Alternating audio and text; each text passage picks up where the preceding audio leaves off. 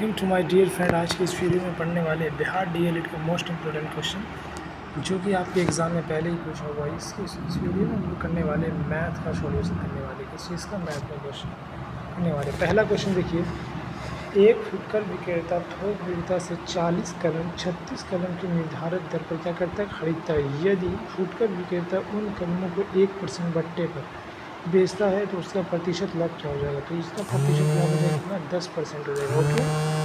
दूसरा क्वेश्चन देखिए, दूसरा क्वेश्चन क्या कह रहा है? किसी आवृत्ति वितरण का बहुलक निम्न की सहायता से ग्राफ से निकाला जा सकता है। तो किसका? ये हो जाएगा आयत चित्र का। क्या हो जाएगा? आयत चित्र का हो जाएगा। चलिए अगला क्वेश्चन देखते हैं। रैखिक समीकरण युग में ये रैखिक समीकरण युग में y बराबर x है। तो y बराबर x है तो y बराबर x द्वारा कौन सी बिंदु निरूपित होगा? तो देखिए y बराबर x मतलब दोनों का मान बराबर होना चाहिए। तो a और a दोनों का मान बराबर है कि नहीं? इसमें देखिए माइनस आ गया, इसमें 0 आ गया, इसमें 0 आ गया, तो ये सब गलत हो जाएगा। चलिए अगला क्वेश्चन देखते हैं। क्वेश्चन कह रहा है कि 1 माइनस टेन स्क्वायर 60 डिग्री बट्टा 1 प्लस टेन स्क्वायर 60 डिग्री। तो कॉस x बराबर कॉस x, तो x का वैल्यू क्या होगा? तो इसको निकालने के लिए मेरे दोस्त कॉस टेन 60 का वैल्यू आपको मालूम होना चाहिए। तो टेन 60 का वैल्यू क्या होता है? √3 होता है। √3 का स्क्वायर कीजिएगा तो स्क्वायर से रूट कट जाता है, तो 1 माइनस 3 क्या आ जाएगा? -2 आ जाएगा। नीचे क्या हो जाएगा? नीचे स्क्वायर से रूट कटेगा तो 3 क्या हो जाएगा? 4 हो जाएगा। 2 दूना कितना होता है? 4 होता है, बच जाएगा -1/2। -1/2 कितना होता है? cos 120 degree. चलिए अगला क्वेश्चन देखते हैं। यूक्लिड के ग्रंथ द एलिमेंट्स के कुल कितने साथ थे? तो ये थे 465। चलिए अगला क्वेश्चन देखते हैं। वाई एक्स और 0 किस अक्ष का निर्देशांक है? तो देखिए वाई का मान कितना है? 0 है, तो यहाँ क्या हो जाएगा? एक्स अक्ष का निर्देशांक हो जाएगा। चलिए अगला क्वेश्चन कह रहा है द्विघात समीकरण p(x² - p(q(x + r) के मूलों का योग तथा मूलों का गुणनफल समान होने के कारण, अब देखिए धीरे धीरे आपको देखना। ओके, तो क्या बोल रहा है? गुणनफल और क्या है? योग और गुणनफल समान है। तो योग देखिए क्या हो जाएगा? -b है। -b का मान क्या दिया हुआ है? -q। तो माइनस माइनस प्लस हो जाएगा, तो ये बच जाएगा सिर्फ q/a का मान क्या है? p। ठीक है, बराबर में क्या देना है? गुणनफल। तो गुणनफल क्या होता है? c/a। तो c का मान क्या है? r। a का मान क्या दिया हुआ? p से p कट जाएगा और ये जो है r इधर आ जाएगा तो q - r हो जाएगा। ठीक है, तो q - r बराबर 0। चलिए अगला क्वेश्चन देखते हैं।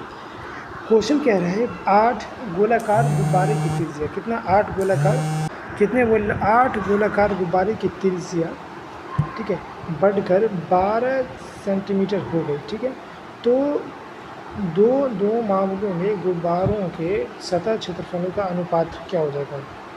फिर सुनिए क्वेश्चन क्या रहा है? गोलाकार गुब्बारों की त्रिज्या 8 सेंटीमीटर से बढ़कर 12 सेंटीमीटर हो जाती है, तो दो मामलों में गुब्बारे की सतह क्षेत्रफल का अनुपात क्या होगा? तो इसके लिए आपको क्या करना होगा मेरे दोस्त? तो देखिए इसके लिए आपको क्या करना? R1 और R2 का क्या कीजिए? स्क्वायर कर दीजिए। R1 और R2 का क्या कर देना? स्क्वायर कर देना। R1 कितना दिया हुआ? 8 दिया हुआ। R2 कितना दिया हुआ? 12 दिया हुआ। इसका स्क्वायर कीजिए। 2 चौके 8 हो जाएगा, और क्या हो जाएगा? 2 छक्के 12 हो जाएगा ना? तो 2 से आप नहीं काटिए, तो ये 4 बार में कटेगा। डायरेक्ट आप 3 से काट दीजिए, क्या वो आराम से हो जाएगा। 4 से 4 दूना 8 हो जाएगा, 4 3 12, 2 का स्क्वायर 4 हो गया, 3 का स्क्वायर 9, तो ये हो जाएगा 4 अनुपात 9। चलिए अगला क्वेश्चन क्या कर रहा है? एक समकोण त्रिभुज का कर्ण 25 सेंटीमीटर है और दो शेष भुजाओं में से एक दूसरे से 5 मीटर लंबी है। अन्य दो भुजाओं की लंबाई क्या होगी?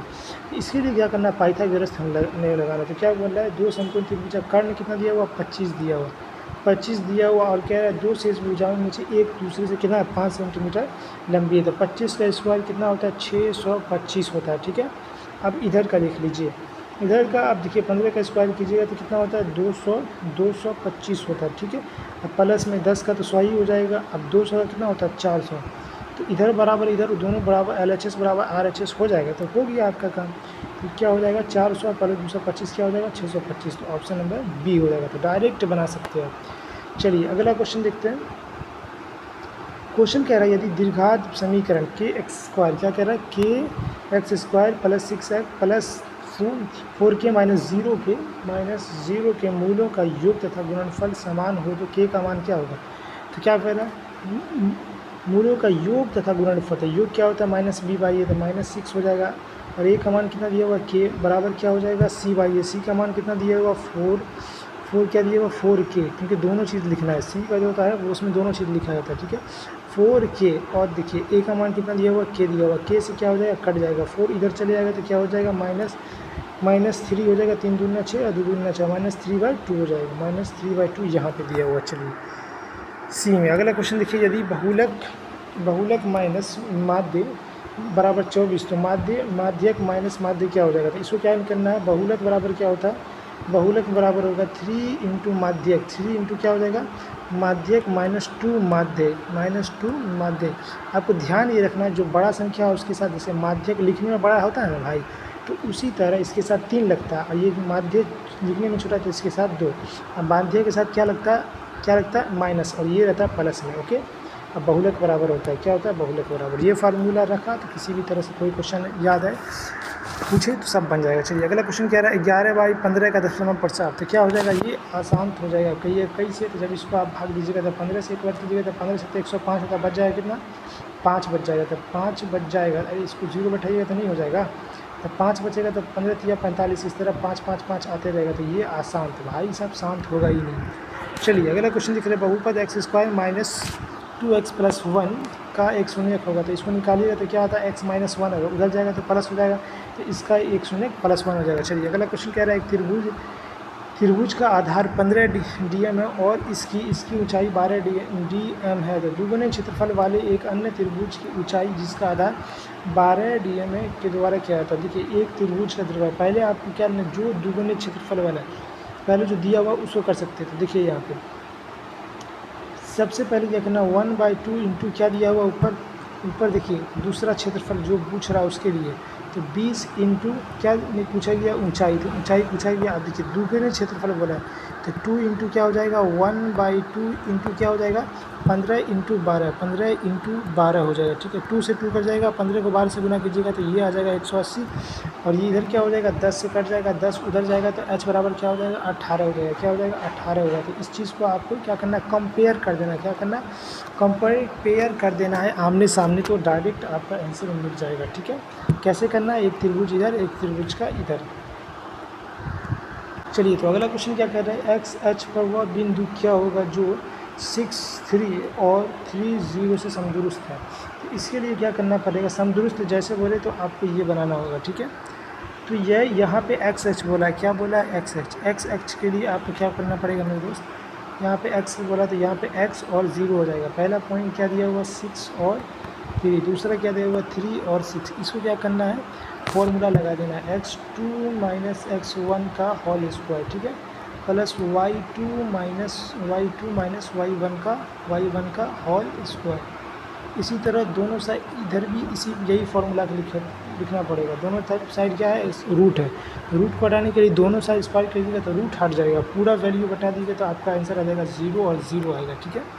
तो चलिए अगला क्वेश्चन देखते हैं, निम्नलिखित समूह में से कौन त्रिभुज के 3 कोनों का योग है, मतलब आंतरिक कोनों का योग कितना होता है 180, या बाहरी कोनों का योग कितना होता है मेरे दोस्त, बाहरी कोनों का जो होता है वो 360 डिग्री होता है।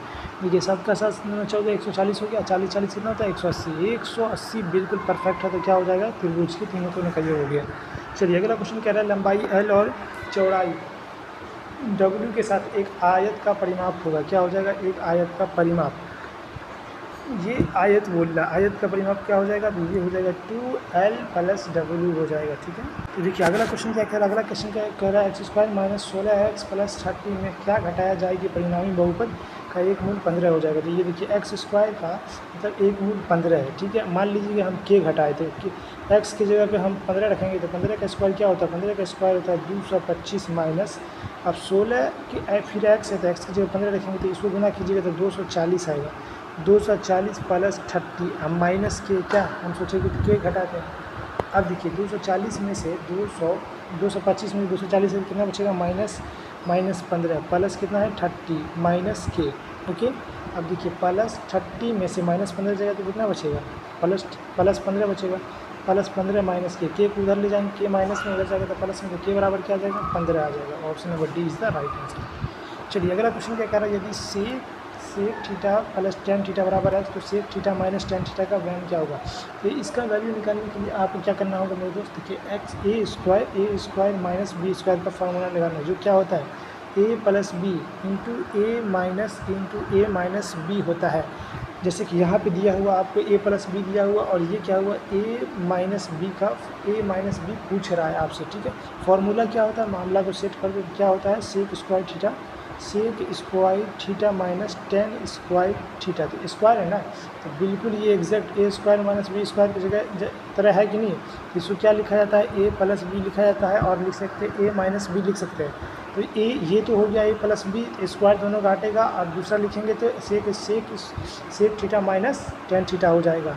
तो जो यहाँ पे देखिए sec theta minus tan theta हो जाएगा। तो एक तरफ का जो डायरेक्ट दिया हुआ है, जो दिया हुआ sec theta plus tan theta, तो उसकी जगह पे क्या लिखना, एक्स लिखना। जो बचा हुआ sec theta minus tan theta, अगर ये एक्स को उस साइड ले जाएंगे तो क्या हो जाएगा, 1/x हो जाएगा। तो 1 तो पहले होता है ना भाई, sec square theta minus tan square theta 1 होता है ना, 1 के नीचे एक्स जाएगा तो क्या हो जाएगा, भागा में चलिएगा तो 1/x हो जाएगा। इसको डायरेक्ट मानना है आपको, ठीक है। जैसे ही देखिए प्लस में है माइनस वाला पूछा, डायरेक्ट आप मार दीजिए 1/x, कुछ नहीं करना है। चलिए अब अगला क्वेश्चन देखिए आपकी खिदमत में। क्वेश्चन कह रहा है निम्नलिखित में से दीर्घात बहुपद का व्यापक रूप होगा। देखिए त्रिघात बहुपद का क्या बोलता है, त्रिघात का मतलब पावर में 3 होना चाहिए। तो देखिए पावर में यहाँ पे 3 है, बिल्कुल ये सही है, ये गलत हो जाएगा और ये गलत।